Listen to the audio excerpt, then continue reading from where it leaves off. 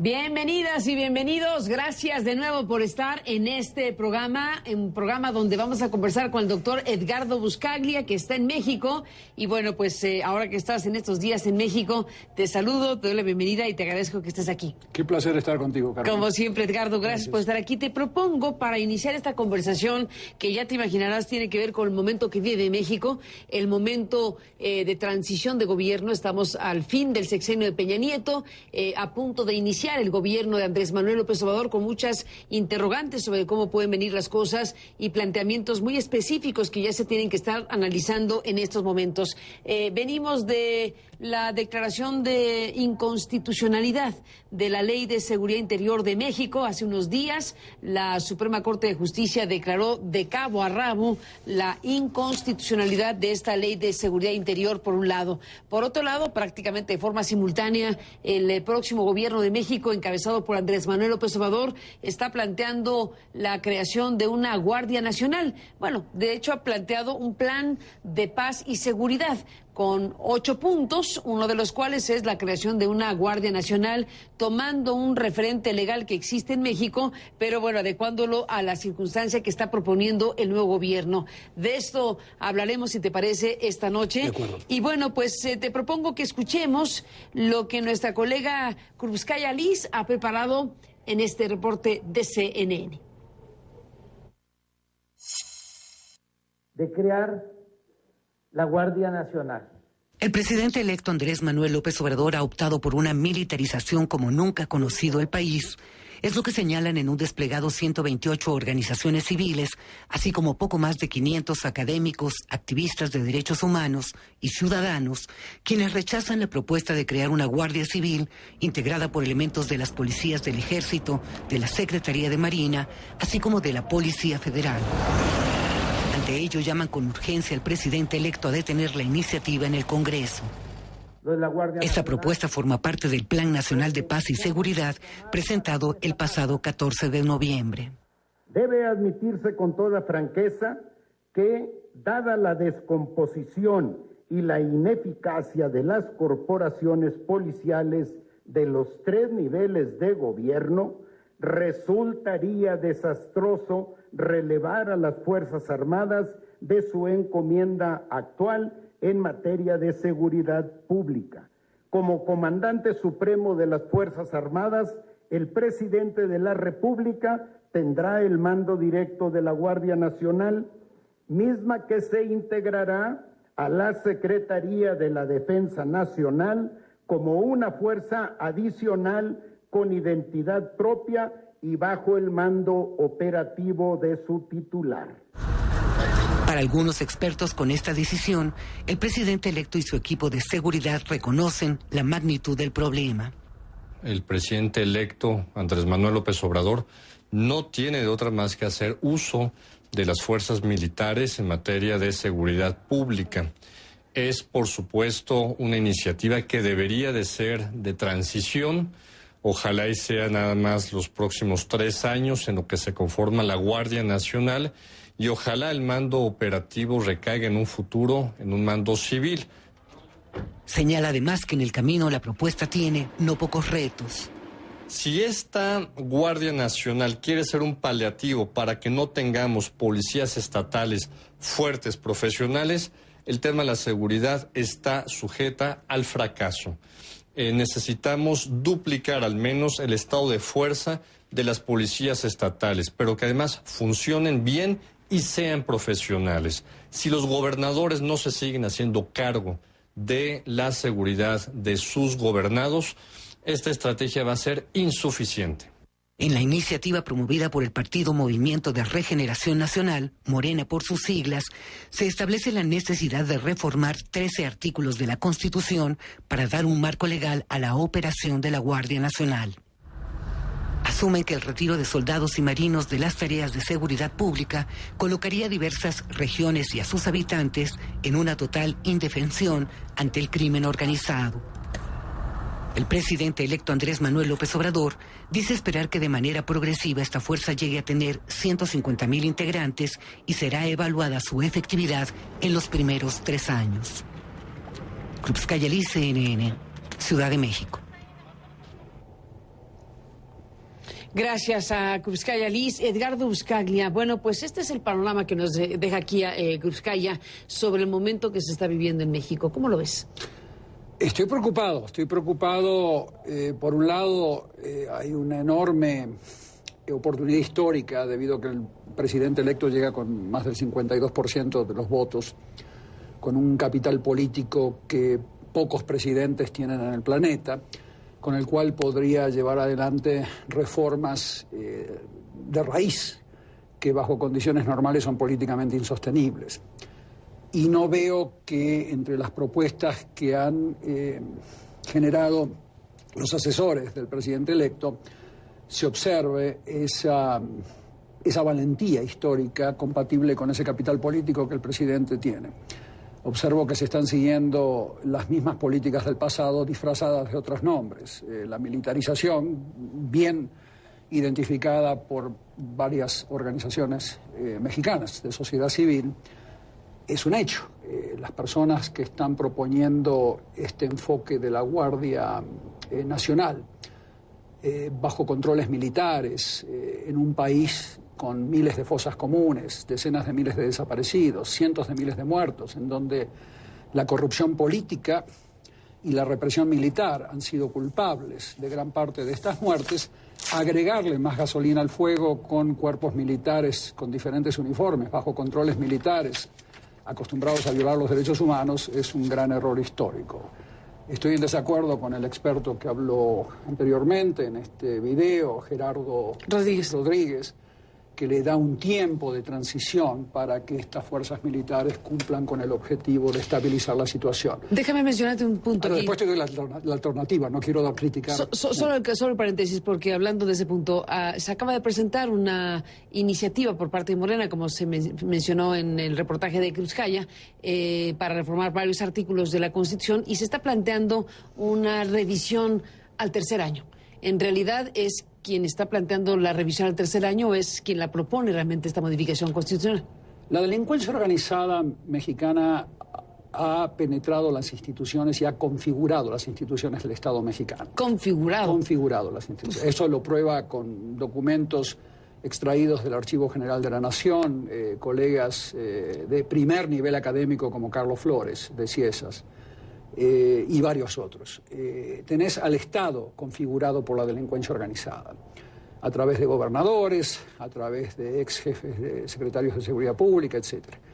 Entonces, a la delincuencia organizada que emana del Estado no la vas a combatir con fuerzas militares que salgan del Estado. Tenés que tener, como todas las experiencias de Italia, cuando el Estado italiano había sido configurado por la mafia, desde Andreotti, el primer ministro, hacia abajo, tenés que formar una unidad antimafia, ¿no?, con jueces de control, fiscales, que son los verdaderos directores de las investigaciones de los policías, unidades antimafias que las separes del Estado, que las protejas políticamente de manera operativa. Y te voy a dar el ejemplo de Colombia, con jueces de control, fiscales, policías y agencias de inteligencia, y la UIF, por supuesto, estaría ahí, encargadas de irse contra los megacausas, los megacasos, con un efecto multiplicador impresionante en cuanto a las acciones penales contra políticos, empresarios, sindicalistas y toda la fauna que normalmente pertenece. Política. La delincuencia organizada, y después de 10, 12 años hablando contigo, quiero recordarlo, tiene una dimensión en todo el planeta política, otra dimensión empresarial, legal, una dimensión social, de sociedad civil, a veces es la iglesia misma, y finalmente la operativa, que son todas estas Chapos Guzmanes y Beltranes Leivas. Caricaturizar a la delincuencia organizada como un problema de Beltrán Leiva y de Chapos Guzmanes es solamente abarcar una de las dimensiones operativas más bajas de la delincuencia organizada. Tenés que irte contra la clase política, como en todos los casos de control de la delincuencia organizada del planeta. En Italia, en Rumania, en Colombia, tenés que irte contra la clase política, la empresarial, que es la que sostiene a la clase, a la dimensión operativa de los Beltranes Leivas y de los Chapos Guzmanes.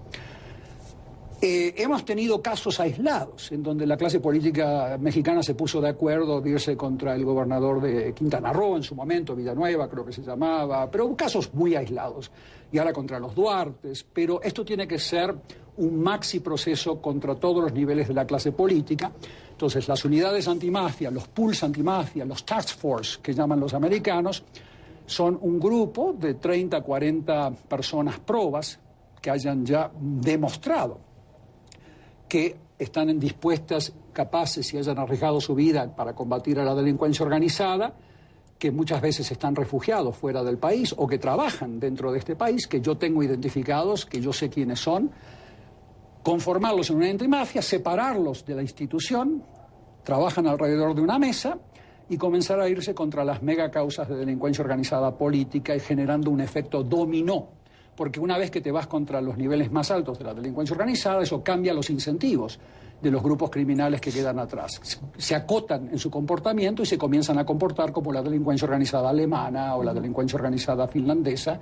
Acotan sus delitos, se cuidan mucho más de no estar traficando migrantes, vendiendo órganos, traficando seres humanos. Existen, pero acotados. Acotados. Siempre existen. En todos Siempre los países del mundo, en todo. O sea, no es que puedas desaparecer la delincuencia organizada. Los tenés que sacar de los crímenes de lesa humanidad. De los crímenes de lesa humanidad, de los... Y hacen negocios financieros. Y hacen negocios criminales. En Estados Unidos, yo he criticado en mis libros el hecho de que el 20% del lavado de dinero va a parar a Estados Unidos. O sea, eso es un hecho. Pero los tenés que sacar de los crímenes de lesa humanidad, de las fosas comunes. Esos son los delitos que están desangrando a México. Entonces tenemos que irnos. Entonces no hay experiencia de mejor práctica en el planeta que no pase por estas unidades antimafia, donde, por ejemplo, el fiscal Luis Camilo Osorio, con el cual yo trabajaba en Colombia, ex embajador con sus unidades ex embajador en México, con su unidad antimafia, cuando un fiscal del doctor Osorio lo llamaba y le decía, mire, me está molestando este diputado para que frenemos la investigación, el doctor Osorio llamaba al presidente Uribe para neutralizar al mafioso político que intentaba frenar la investigación, como le habían hecho a Santiago Nieto acá cuando estaba en FEPADE. Santiago Nieto es un hombre honesto, valiente, que ha arriesgado su vida, que yo veía personalmente cómo le llegaban llamadas telefónicas políticas desde la Ciudad de México para frenar sus casos. Entonces, si el presidente López Obrador no entiende que esa es la manera de combatir al cáncer que tiene adentro de su propio Estado, y me temo que adentro de su propio gabinete, vamos a tener el mismo problema con mejor disfraz, porque yo estoy de acuerdo con todo el discurso del presidente electo López Obrador. ¿Quién no quiere trabajar con la sociedad civil, aumentar la inversión social? ¿Quién no quiere hacer eso? Lo que le falta a ese plan que él propuso hace unos días es cuáles serán los mecanismos que él va a usar para lograr esos objetivos. Un plan no es una enumeración de principios generales, poéticos. Un plan tiene que decirme qué mecanismo va a usar. Voy a utilizar como prioridad la ley de extinción de dominio, las auditorías ciudadanas que no están legisladas en México, todos esos 45 vacíos de Estado que tú y yo venimos conversando hace años. No veo ninguno en ese plan. Entonces, no hay un problema. Yo estoy de acuerdo con los principios del presidente electo. Pero así como va, ese plan, con esa militarización, parecería que fue producido por los empresarios de Genaro García Luna, con las empresas de seguridad. ¿Tanto sirve eso? Las empresas de seguridad que estaban constantemente... No, porque la represión militar es un gran negocio, como lo es en Estados Unidos, como lo es en Yemen, como lo es en Irak. Es un gran negocio la represión. Cientos de miles de armas, miles de carros, grandes estructuras para que estos soldados vivan. Tenés a miles de empresas mexicanas metidas en esto, detrás de muchos de estos secretarios de seguridad pública que han estado desangrando este país. Entonces, muchas veces yo observo este sesgo hacia la militarización porque hay un negocio detrás. Muchos empresarios que legalmente venden armas al Estado, venden uniformes, venden carros. Son negocios de cientos de millones de dólares. Esto no estamos hablando de algo pequeño. Déjame hacer una pausa y regresemos en ese punto porque estás planteando, una motivación por la cual habrían empujado en el diagnóstico de las cosas a tomar esta determinación. Sospecho. Bueno, aquí tendríamos que ver, estás hablando de gente que tiene que ver con el negocio de las armas, básicamente. Pero tendríamos que preguntarnos el negocio de las cámaras o el negocio de los radares. Pero tendríamos que preguntarnos, en todo caso, cuál es el diagnóstico que hace el presidente López Obrador, el presidente electo de México, para plantear el tema de la Guardia Nacional. Hay multifactores, en pocas palabras. Después de la pausa, regresamos en esta conversación.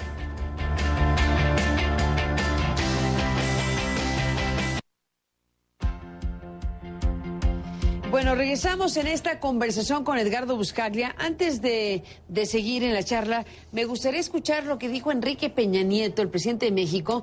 Bueno, dado que ya la Suprema Corte de Justicia de la Nación en México declaró inconstitucional la Ley de Seguridad Interior. Esto dice Peña.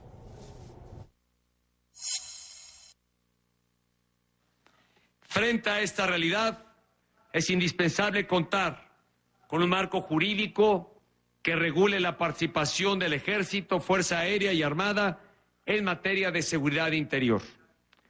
Ahora que la Suprema Corte de Justicia de la Nación se ha pronunciado respecto a la ley promulgada en diciembre del año pasado, nuevamente estamos frente a un vacío legal que debe ser subsanado.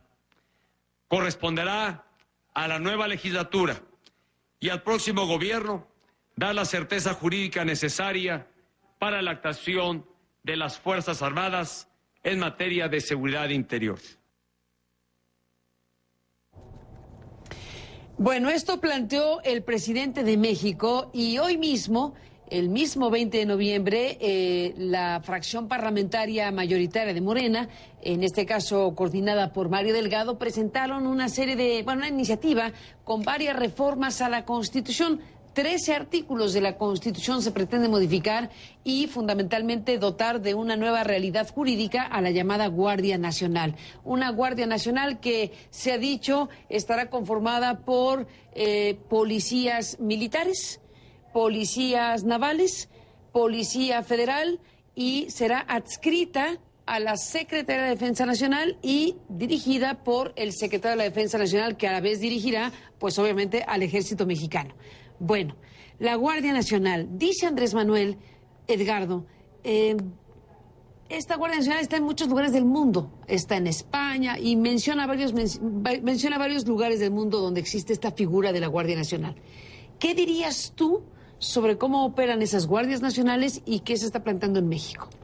Operan como apoyo logístico a las policías de cercanía a la población. Apoyan logístico, helicópteros, armas más pesadas que las que lleva un policía normal, apoyan a veces con inteligencia cuando se trata de operativos de frontera, apoyan en la custodia de aeropuertos a las policías civiles, uno ve a miembros de las Fuerzas Armadas en Italia, en los aeropuertos, en Holanda, eso es algo que se ve, pero siempre supeditados a la autoridad civil. El director jurídico de cualquier operativo militar en apoyo a las fuerzas policiales civiles siempre es el fiscal, siempre es el fiscal. Entonces, en estas unidades antimafia, que eso lo tenía bien claro la primera unidad especializada contra la delincuencia organizada mexicana, el ejército le actuaba de apoyo logístico a la primera UEDO, que estaba encabezada por Samuel González. O sea, no era que el ejército realizaba operativos autónomos bajo el mando de la Secretaría de Defensa, era una fuerza militar especializada, que había sido hasta entrenada por la CIA, que operaba con la UEDO, que era una policía, que era una fuerza civil, que operaba para apoyar el traslado de los fiscales, el traslado de los policías especializados. Y obviamente, en principio, eso se tiene que limitar a la unidad antimafia, a esas 40, 50 personas que comienzan a operar el día 1 del presidente electo. 40, 50 personas, pero aquí estás hablando de 150, estás hablando de 150,000 efectivos al paso de los años. Tiene que ser una fuerza especializada del ejército que apoya a las fuerzas civiles, que esté entrenada en respeto a los derechos humanos de manera concreta, que esté entrenada en apoyo a fuerzas civiles. Es un pedacito de las Fuerzas Armadas que apoya a estas fuerzas civiles antimafia que yo te mencioné. Una vez que se comienza a limpiar a la policía en serio, como se hizo en la Policía Nacional Colombiana, que limpiaron a 11.000 elementos y le hicieron seguimiento patrimonial a esos elementos después de despedirlos, ahí podés operar con la policía, con esa remanente que quede limpio de la policía civil. A la policía municipal la tenés que concebir como una policía de prevención social, no como una policía con pistolas. Es algo que yo se lo traté de decir a Durazo y no sé si entendió. O sea, la policía de Costa Rica, la de Japón, las policías municipales son policías de prevención social. Son gente que llega a conflictos vecinales, intrafamiliares, identifican cuáles son los focos de patologías de comportamiento, alcoholismo, drogadicción. La policía municipal la tenés que mantener como prevención social. que acá ni se habla de prevención social, auditorías ciudadanas, policías municipales. Las policías de represión deben estar apoyadas logísticamente por las Fuerzas Armadas, comenzando con esta unidad antimafia que debe estar separada del Estado mexicano, separada de las operaciones diarias de la PGR, de la Fiscalía, y avanzar sobre los casos más difíciles. Déjame hacer una pausa, Edgardo, y regresamos en la parte final. Vale.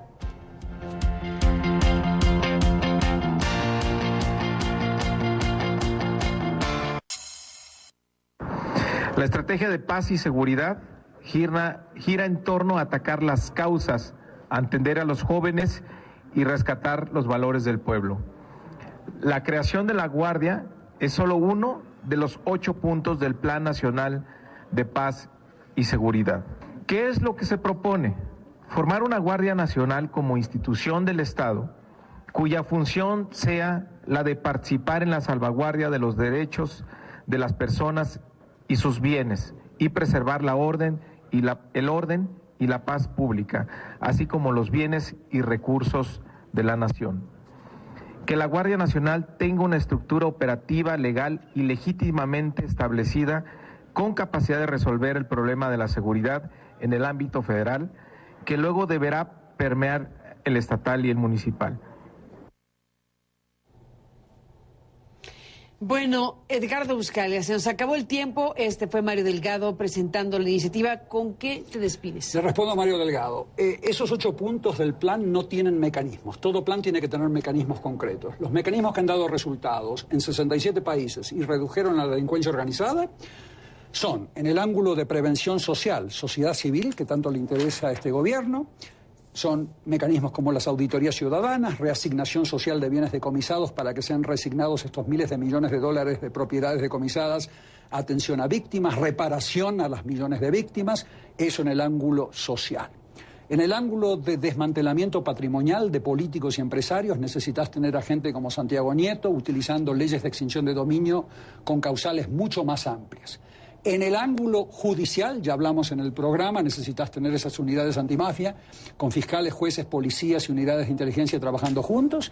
Y finalmente, corrupción política, tenés que reformar el sistema electoral para que las listas de precandidaturas no las elija la delincuencia organizada, como hoy, y que sean sujetas al voto popular auditado. Pues ahí están estas ideas, planteamientos, sugerencias que hace Edgardo Buscalia al gobierno que viene en México. Y bueno, de esto seguiremos hablando ampliamente, que es crucial para este país. Gracias por estar aquí. Felicidades, Carmen. Gracias y buenas noches. Y a usted gracias. Pásela bien. Seguiremos, por supuesto, en el tema. Hasta mañana.